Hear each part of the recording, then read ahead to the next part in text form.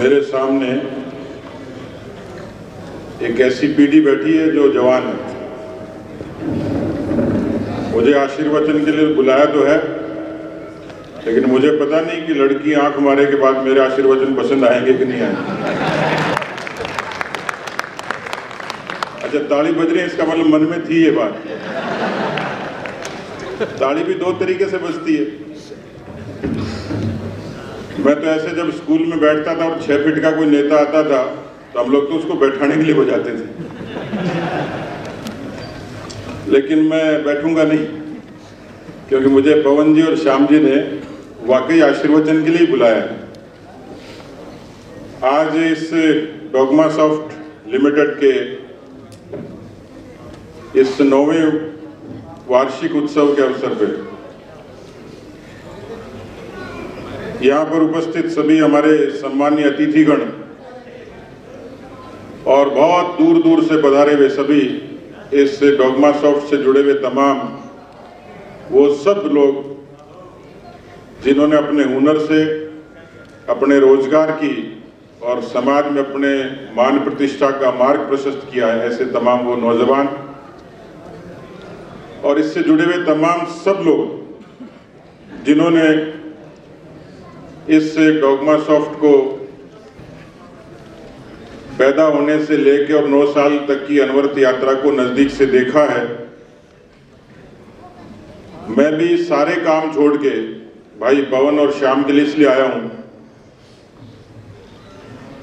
मैंने अंबानी जी को तो नहीं देखा और अडानी जी को भी नहीं देखा, बिड़ला जी को भी नहीं देखा, लेकिन छोटे से गांव से पैदा होके और राजधानी का सफर करना मुश्किल होता है और वहां पे भी जमाने के हिसाब का अपना रोजगार खड़ा करना और उसमें भी बुलंदियों की तरफ चलना, ये वास्तव में किताब में लिखने लायक सी कहानी मुझे दिखती है। क्योंकि मेरा तो इनसे परिचय अनायास से कोई कार्यक्रम में हुआ था और मुझे जवान से और थोड़े से बातचीत से ठीक ठाक लगे परिचय हुआ तो मुझे खुद को उत्सुकता हुई, तो मैंने चला के इनसे परिचय किया। तो मैं आप सब की तरफ से और आप जो लोग शिरकत किए हुए उन सबको बहुत बहुत शुभकामनाएं देता हूं, साधुवाद देता हूं और अभिनंदन करता हूं। एक ऐसे मुबारक मौके पर हम लोग मिल रहे हैं। इन्होंने लिखा है कि ग्राहक नहीं दोस्त बनाते हैं, तो ये बात अभी निगाह पड़ी मेरी। 9 साल में पहली बार देखा मैंने इसको नीचे, इस जो पंचलाइन को। तो दोस्त बनाएंगे तो कैसे पार पड़ेगी। तो मुझे शोले की बसंती का डायलॉग याद आ गया कि खाली दोस्त बना लेंगे तो फिर कंपनी कैसे चलेगी। घोड़ा घास से दोस्ती करेगा तो खाएगा क्या। लेकिन ये पंचलाइन भी युगानुकूल है कि वास्तव में आज दोस्ती की जरूरत है, बाप बेटे की भी दोस्ती की जरूरत है, भाई भाई की भी दोस्ती की जरूरत है और समाज में भी दोस्ती की जरूरत है और व्यापार में भी दोस्ती की जरूरत है। तो ये पंचलाइन भी मुझे पंच कर गई वास्तव में कि इन्होंने बहुत शानदार तरीके से, इसमें जैसे कोई व्यक्ति डूब के करता है वैसे लिखा है। देखिए बहुत सारा, मैं अभी जो मुझे सबसे ज्यादा जो अपील करी बात, इन्होंने जनगण मन से शुरुआत करी। सामान्य तौर पर तो समापन होता है, लेकिन इस बात ने भी मुझे अपील किया कि जनगण मन से शुरुआत हुई, यानी अब विश्व की शुरुआत होगी। ये संकेत भारत दे रहा है कि जनगण मन से शुरुआत होगी। जैसे दुनिया के 200 देश शीर्षासन कर रहे हैं, योग कर रहे हैं। कभी कल्पना नहीं करी थी कि योग दुनिया का ब्रांड बन जाएगा और दुनिया उस पर निर्भर हो जाएगी। अमेरिका में गेरुआ वस्त्र के किसी साधु और सन्यासी स्वामी विवेकानंद के उस गेरुआ वस्त्रों पर हंसे होंगे, लेकिन जब स्वामी विवेकानंद के मुख से ये लिखा सुना कि अमेरिका बहनों और भाइयों तो केवल उस लफ्ज ने अमेरिका और तमाम दुनिया के उन देशों के शिरकत करने वाले नागरिकों के दिमाग की फितरत बदल दी होगी। और मुझे भी अभी जो गेस्ट्स को, जो अतिथियों को जो किताब दी है वो भी स्वामी जी की है। तो जो उस गैरवा से लेके बहनों और भाइयों तक के संबोधन से दुनिया के कोई देश भारत की तरफ देख सकते हैं, तो निश्चित रूप से समय तो बदल ही रहा है, लेकिन जनगण मन से समापन नहीं होगा। मुझे अच्छा लगा डॉगमा सॉफ्ट लिमिटेड ने जनगण मन से इस कार्यक्रम की शुरुआत करी, तो इस सदी में भारत की शुरुआत का संकेत है। उसी तरीके से जिस देश में पैदा हो गए, उस देश में ऐसी खूबियां हैं, जो कमजोरियां हैं वो हमारी अपनी है, किसी दूसरे देश ने नहीं दी, किसी दूसरे व्यक्ति ने नहीं दी, किसी दूसरी संस्कृति ने नहीं दी। लेकिन भारत यकीनन दुनिया का अनेकों विविधताओं का, खूबियों का देश है। और डॉगमा सॉफ्ट कंपनी ये किसी गांव की मिट्टी में पैदा हुए किसी जवान के दिमाग की उपज हो सकती है, लेकिन भारत की खूबियों में 100 से ज्यादा अंतरिक्ष यात्राएं शुमार हो गई। तो चेन्नई के 5 विद्यार्थी कलाम सेट जैसा एक सबसे हल्का सैटेलाइट बनाने का कोई काम कर सकते हैं, तो दुनिया में नासा को पीछे छोड़ने का काम भी भारत के उन तमाम नौजवान वैज्ञानिकों ने भी किया है। ये कारनामा अभी हुआ है।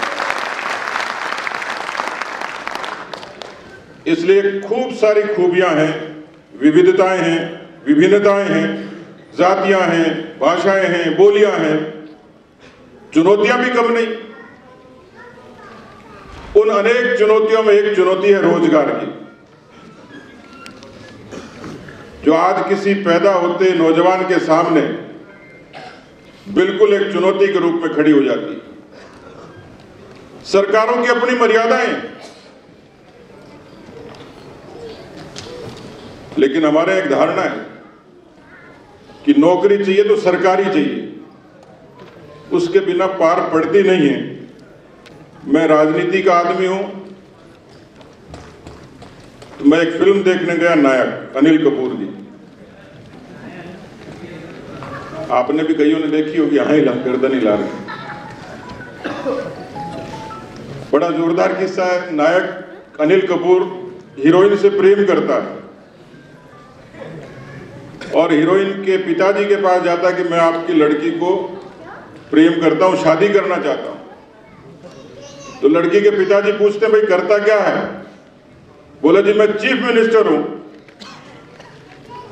तो लड़की का बाप क्या कहता है? बोले, मुझे टेम्परेरी नहीं, परमानेंट सरकारी नौकरी चाहिए। परमानेंट नौकरी चाहिए, सरकारी चाहिए। सरकारी नौकरियों पर निर्भरता ये आज के बेरोजगार नौजवान की सबसे बड़ी चुनौती है। इसलिए हमारी नौकरी को तो सब टेम्परेरी मानते हैं, लेकिन इस चुनौती को पार पाने के लिए भी भारत में ताकत है।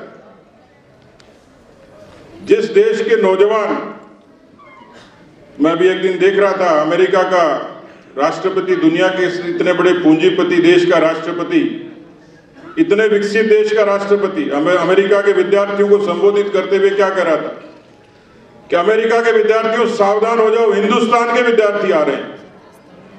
34% सॉफ्टवेयर इंजीनियर, 28% कार्डियक सर्जन,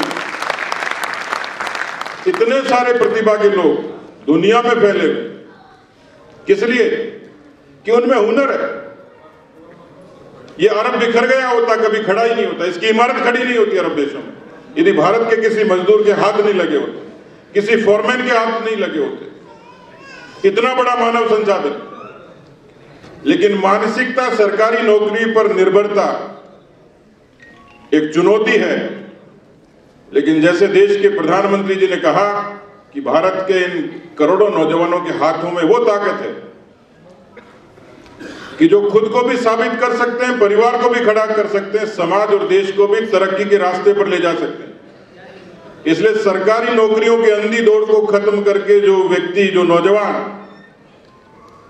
अपने हाथों से, अपने इस दिमाग से, इस बुद्धि कौशल से यदि दक्षता को हासिल कर लेगा, तो इस सरकारी नौकरी की निर्भरता को ठोकर मार के समाज में इज्जत के साथ खड़ा हो सकता है, अपना एम्पायर खड़ा कर सकता है। और उसका उदाहरण श्याम और पवन हैं, जिन्होंने एक छोटे से खेत में पैदा होकर यहाँ तक इतनी ऊंचाई। मैं देख रहा था बहुत दूर दराज से, मेघालय से, त्रिपुरा से, और मैं अभी पूछ रहा था, पिछली बार आया जब तो मुझे बताया था कि 300 जिलों तक है नेटवर्क, और अब कह रहे साहब 600 तक हो गया। तो अब इसमें लिखा है कि डोगमा सॉफ्ट लिमिटेड। मेरी तो मंशा है कि डोगमा सॉफ्ट लिमिटेड नहीं हो, अनलिमिटेड हो और अमेरिका तक भी इसका विस्तार हो जाए, क्योंकि ये हुनर तो है ही हम। इसलिए मैं एक बार फिर से इस व्यापारिक संस्था डोगमा सॉफ्ट लिमिटेड को, पवन और श्याम को और इनके मिशन से जुड़े हुए तमाम लोग, जो बेशक रोजगार के लिए होंगे लेकिन अपने बुद्धि कौशल से उन्होंने जगह और मुकाम बनाई है, रोजगार भी हासिल किया है और इज्जत और मान की रोटी खाते हैं, उन सबको बहुत बहुत धन्यवाद। जय हिंद, जय भारत।